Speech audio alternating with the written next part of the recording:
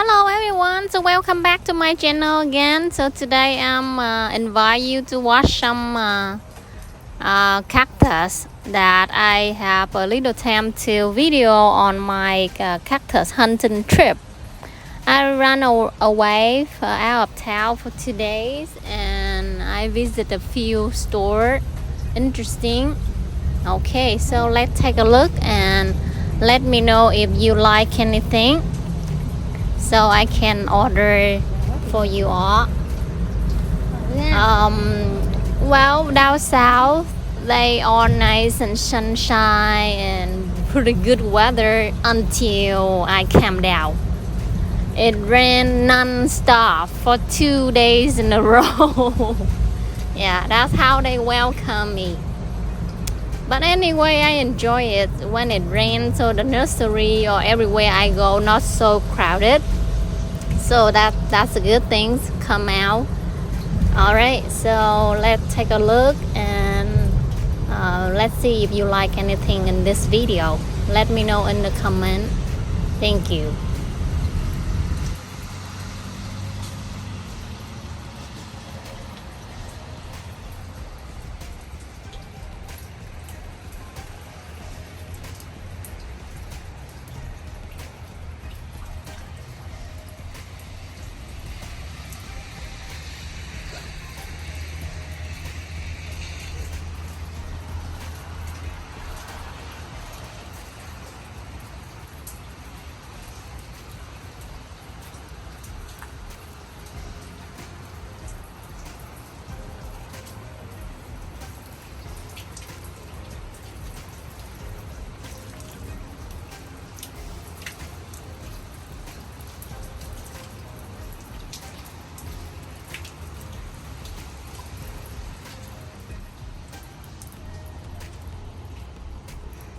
Cái cây này trồng ngoài đất nó bị chản luôn á nè.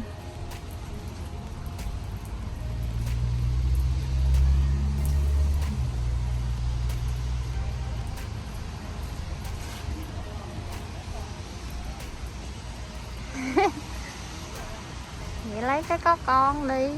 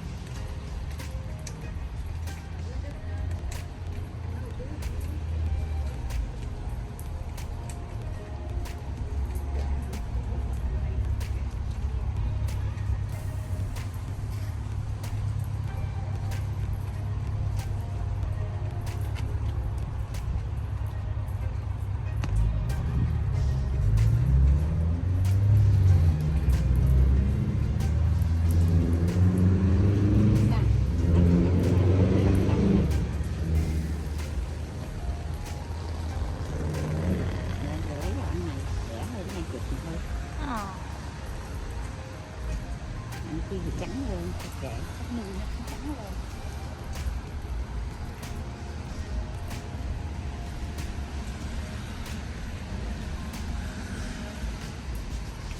Chắc mua một trái ổ qua.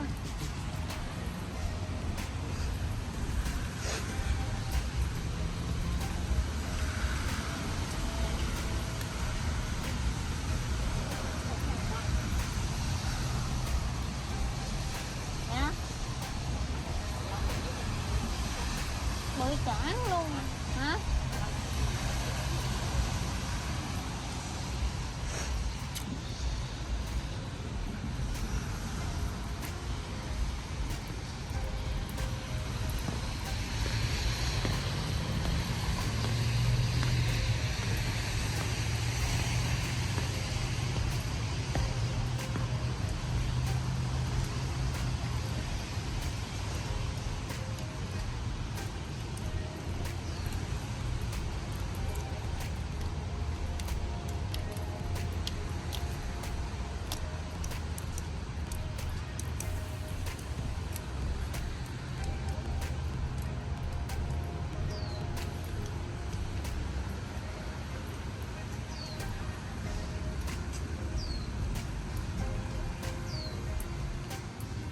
Không con. Ừ? 25 rồi. Nếu con mua đã tính nhiều. Không biết. Thì cứ lấy đi, lát mình ra mình tính sao.